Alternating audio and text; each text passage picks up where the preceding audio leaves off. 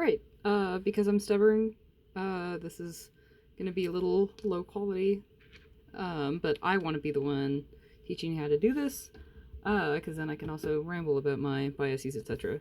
So this is one of mine, the Humble Kakuno, my favorite fountain pen, probably ever.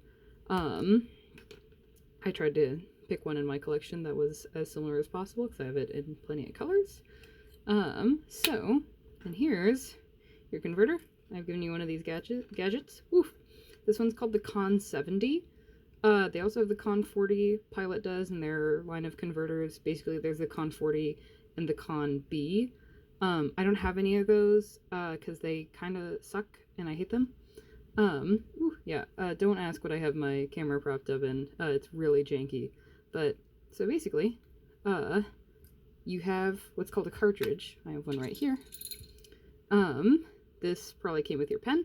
Basically, you slip that in, and then you jam it into the edge. And then this part should saturate with ink. Basic fountain pen anatomy, so I'm not just sort of yapping into the abyss. So you've got your pen. This part is going to be your grip section. This is your barrel. Then, you don't have to do this, but it's good that you know how. Basically, if you brace it like that, you put your thumb on top, you can ease that out. Then you have access to what's called the feed and the nib. They should just slip back together, hypothetically. And they just sort of tighten back in there. It's called a friction fit because it's not kept in there. Sometimes they're screwed in. That's basically it. The cartridge is the easy method. Pilot sells their own proprietary cartridges. I actually have some swanky ones from their ink lines. This one's one of my favorite inks called Konpeki. It's a really lovely bright blue.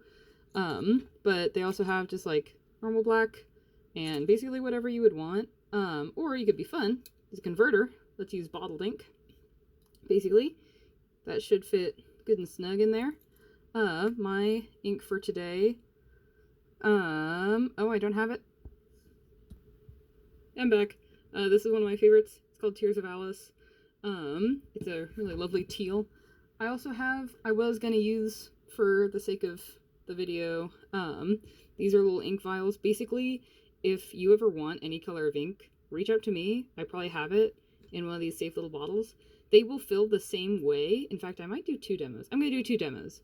One filling with one of these and then one filling with a bottle, because I've gifted you one bottle. Basically, if you ever want to buy more colors of ink, just look out for fountain pen friendly, water-based ink. That's a priority. I'm gonna go grab another converter. Alright, I'm gonna do the bottle first, just because this is the quick and easy one. So basically, I'm gonna place that on a sturdy surface, and I'm trying to fit this in the shot. I'm just gonna dunk the whole feed, or the whole nib and the whole grip section up to like here. It would be good if you had like a paper towel handy. I do right here, because it's gonna get a little bit messy doing this method, but you're gonna get a really good fill. So there's my button. Oh, that's a good shot. That's like fully submerged. You can see again down to that like ridge here on the grip section. I'm just gonna do a few presses. That was like 6, I think I counted. And that is full of ink now through some sort of magic. And again, here's where the paper towel comes in handy. I'm just gonna sort of clean up my grip section. You will get ink on your hands, it's kind of unavoidable. Then screw that back together. Don't forget to screw your ink shut as well. Not like that. Then your pen should write. Great. So, let's see. Alright, so filling from a cartridge is basically the same idea. It's just that there's a little more tomfoolery. Kind of hold this at an angle.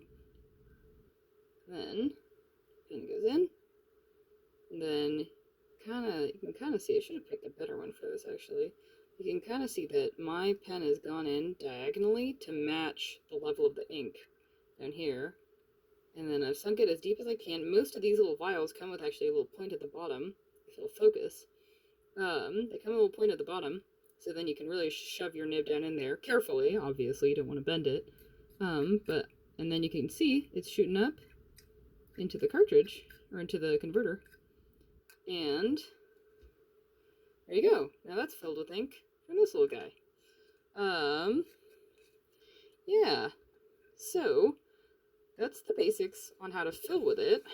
Let's say you have it filled, and you want to switch colors. Let's say you've gone into the addiction, you've bought a swanky ink.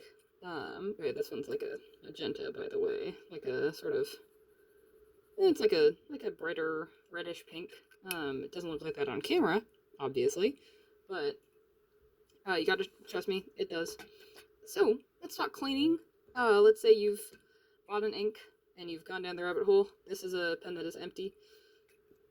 So what I'm gonna do, I'm going to first blot out as much ink as possible, just with my favorite towel, just to get as much of that excess blotted out onto the page, or onto the paper towel.